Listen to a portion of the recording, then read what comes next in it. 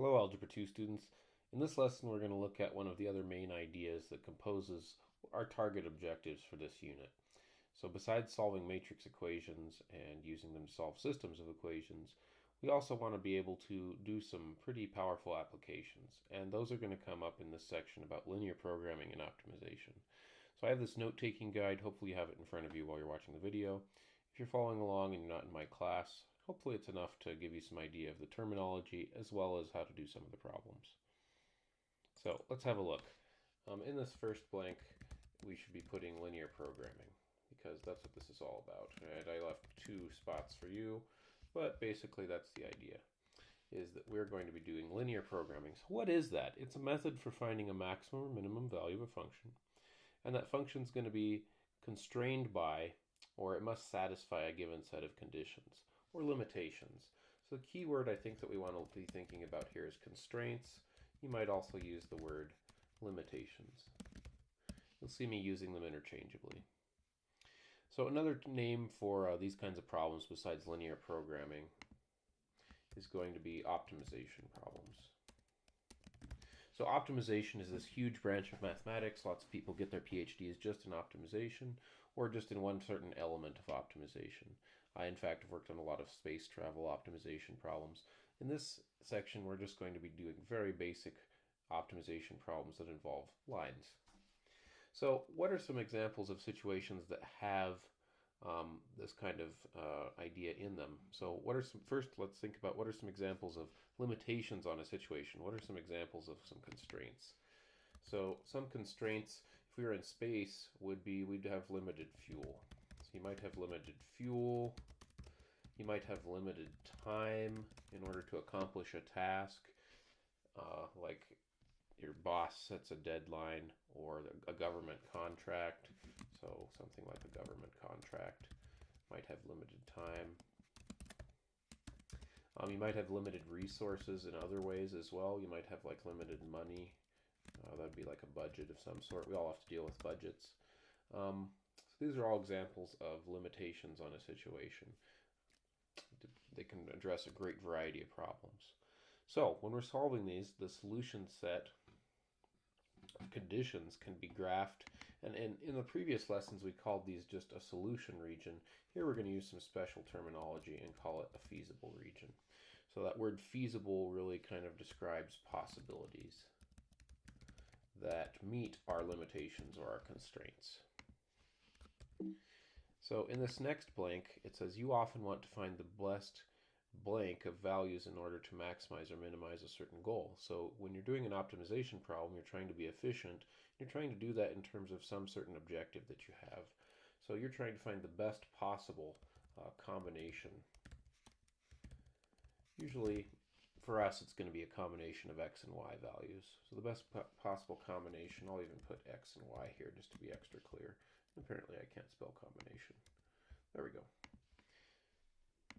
So the goal is usually called a target function, or more often an objective function. So examples of quantities you might be interested in optimizing. What would be some examples of things we want to maximize or minimize? So you might, in a business situation, want to maximize profit. You might want to minimize time. If you're trying to get to a location in the quickest amount of time available so you don't waste your vacation time or something like that. You might want to minimize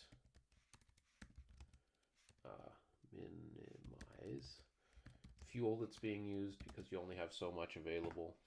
You might want to minimize the weight of a spacecraft or something like that, or the weight of a ship, or the weight of freight traveling through Amazon or something like that.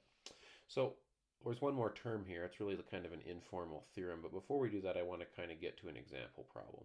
That's where we're going to stop this video once we finish this example problem. So here we're going to go through the process without context, and then if you look at my next video, you can see some optimization or linear programming problems with context. So here we've just got bald math. We've got an objective function. I think it's called p, so it must be profit or something, but we really don't know. We have 4 constraints. So these guys right here, these guys are the constraints on the situation. Each one of these is a constraint. or a limitation. And of course, at this point, we've already been working with inequalities, so those inequalities can be thought of as limitations that guide what our solution region is going to look like. So far, I think we should be able to do this. Let's start by just graphing this solution region. If you're watching the video, you might pause it and try to graph it on your own. So x equals 0 is just a vertical line right here, so that's pretty simple. I'm going to go ahead and do y is greater than 1.5. So let me scale my graph. 1, 2, 3, 4, 5. Let's mark that as 5, 6, 7, and let's go this way. 1, 2, 3, 4, 5. We'll call that good. Okay, so y is greater than 1.5. That's a horizontal line that looks like this. Do my best to draw a straight line. And there we go. It's always best to label the edges like so. Y equals 1.5.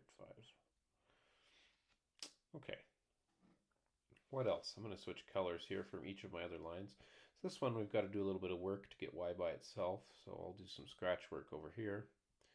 First I'm going to subtract that 2.5x to the other side, of course. And then I'm going to divide by 5.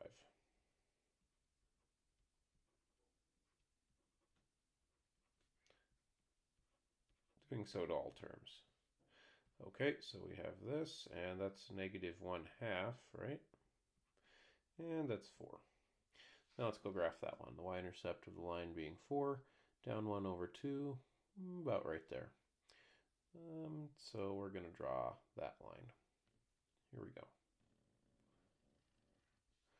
So try to draw a pretty straight line, and I'll label my edge again. I think labeling your edges can really help you. We'll see how in a moment, hopefully. Okay, we've got one more line to do. You know what, I'm going to circle this guy before I move on, because that's one of our simplified equations. And I think I need to do this one in like fashion. So I'm going to solve for y here. Excuse me.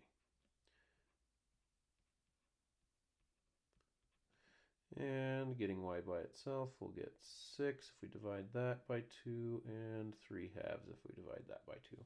So we can go up here and plot our y-intercept at 6. And our slope says go down 1, 2, 3 over 2. I think this is coincidentally going to hit the same spot. I picked a really simple example for this first problem for us. Since it's getting a little crowded up here, I think I'll label my edge down here this time. And there we go. So, I want to make a good point here. Often students get into the habit of just coloring in the middle region. We're going to be shading our region here in a second. You definitely don't want to get into that habit of just picking the middle shape, because sometimes that is the feasible region, the solution region, and sometimes it's not. On my test, for example, there's at least one problem where the middle part is not actually the feasible region. So if you were to just guess that the middle part is always going to be it, my test would get you right there. So let's have a look. We're supposed to be to the right. I'm just going to circle the inequality parts. To the right of x equals 0. So that's going to be kind of this way, right? We're supposed to be above the blue line, so now we're kind of going to be above this line. I guess I could leave these little pointers on here, okay? We're supposed to be, it looks like right here, we're supposed to be below the green line, so that's going to be down like this. And we're supposed to be below the red line as well, so that's going to be down like this. So if you put all those together and think about it, I think your solution region, your feasible region in other words, ends up being this region right here. So that is the feasible region. So how does this become a linear programming problem? Remember, we wanted to not only find the feasible region, but maximize or minimize it. So where does that happen? Each one of these points in here, and I'll just point them out in black, that's a solution, that's a solution, that's a solution. Down here in the corner is a solution, on this edge is a solution. These are all possible solutions. There's of course an infinite number of them. So how do you decide which one is the maximum or minimum? So this little informal theorem that we had right back up here says how to do that. It says if an objective function has a maximum or minimum value, some of them don't, and that especially occurs when you have solution regions like this. If you have a solution region that isn't the middle shape, like I was talking about a moment ago, sometimes you might actually not have a maximum or minimum. It goes on to infinity in one direction or another. So that's of course not the situation that we have, so we're not going to worry about it. It says if you do have one, where is it going to happen? So this little theorem talks about location. So I'm going to write that down. You might put that in your notes as well. It's all about location. Where is it going to happen at? And I think it's going to happen at the vertices. In other words, if you want to use more vernacular, more common language, it's going to happen at the corners. So all we need to do is find the corners and check each one. So this solution region is a quadrilateral, so I think we need to find the four corners, these ones that I'm pointing out on the graph right now. So a couple of them on this particular solution region are very simple. This one, for instance, right here, he's going to be real easy. I think his x is 0 and his y is 1.5. So usually we keep track of that in a table, like this one I have ready down here. So x equals 0 and 1.5, we need to check that corner. This corner up here is just as easy on this problem. I think its x is 0. And we had the y-intercept for that one from our line right here, right? So that's going to be 0, 4. Nice. So think about which one of these other corners do you know one of the coordinates of? Take a moment. This one, we don't know the x, but we do know the y is 1.5 because of course it's on this line. So far we know that the y is 1.5 and we need to solve for the x. Sometimes this is going to be an easier process than others. In this case it's pretty simple.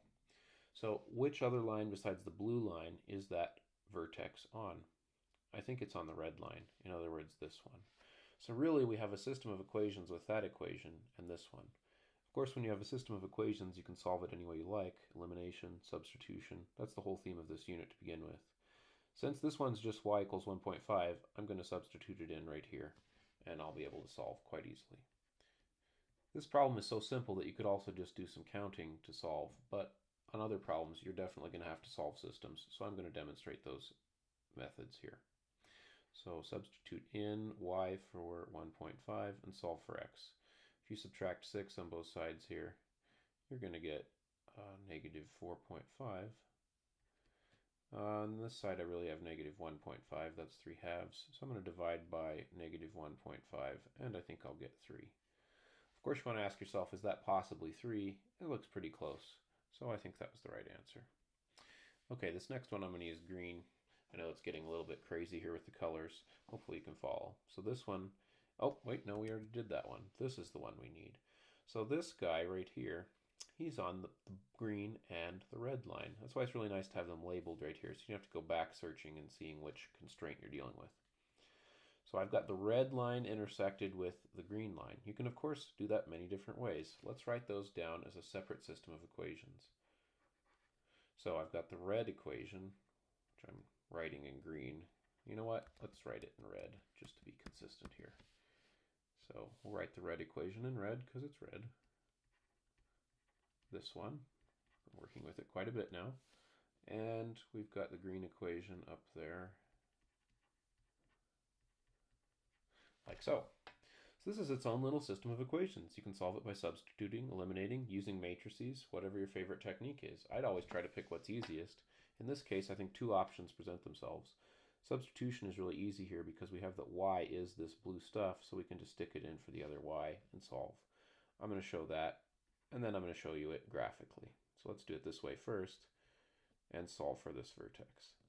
So if we do that, then we need to, oh, that's a 4, not a y, my mistake. So I think we could go and subtract 4 on both sides, and we'd get 2 minus 3 halves x equals negative 1 half x.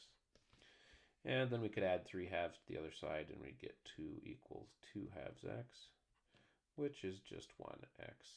So that says x equals 2. Let's go back and see if this makes sense. Does x possibly equal 2 at this spot right here? And of course that looks very reasonable. So that's clearly going to have an x-coordinate of 2. Now we just need to find the y-coordinate, which of course we can find by substituting into either equation. So I'm going to say y equals 6 minus 3 halves times the x we just found. That's going to be 6 minus 3, which is going to be 3. So we have 3. And there's our final vertex. That's just one way to do it.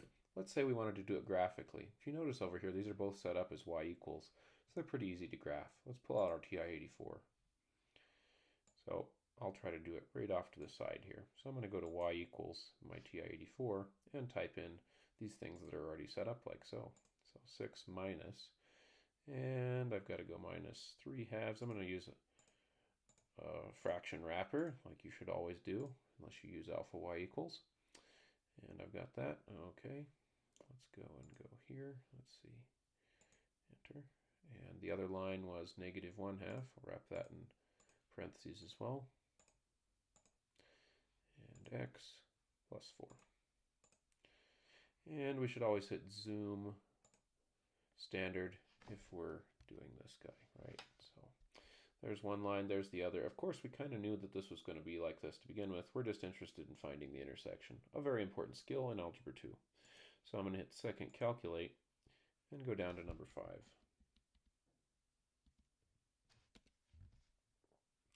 Now it says first curve, so I'm going to scroll a little bit closer and be on the left-hand side. That looks good enough. I'll enter there. And I'm going to scroll my second curve over to the right-hand side, something like that. Hit enter there. And now I'm going to guess as close as I can. Something like that looks pretty good. And you can see that we still get a solution coordinate of 2, 3. So there's another way to solve that problem as well. So once you get to a system, you can use any of the techniques you've already learned. Of course, we're still not done with our optimization problem, but we have the corners. Now we know the 4 corners of this region, and we just need to plug them in. So I'm going to go ahead and do that. The objective function that we were supposed to maximize or minimize was this right here. P of xy equals 30x plus 30y. And I think I have a typo here, actually. I think I said 25x. So let me fix that typo. 25x. It really doesn't matter, but let's be consistent. So here we're going to have 25 times the x from that corner plus 30 times the y, which is 1.5. That's nothing, and 30 times 1.5 is 45, I believe. Then we're going to have 25 times 0 again, plus 30 times 4 for the second corner we found. That's 120. And then 25 times 3 plus 30 times 1.5. Might want to simplify there. That's 75 cents plus 45. I think that's 120 as well. You could, of course, whip out your calculator at any time when you need it. And the third one is going to be, what is that? 50 plus 90, 140. So the last point I want to make in this video is how to write out and interpret your solution correctly. So let me erase a little bit here and get some space back.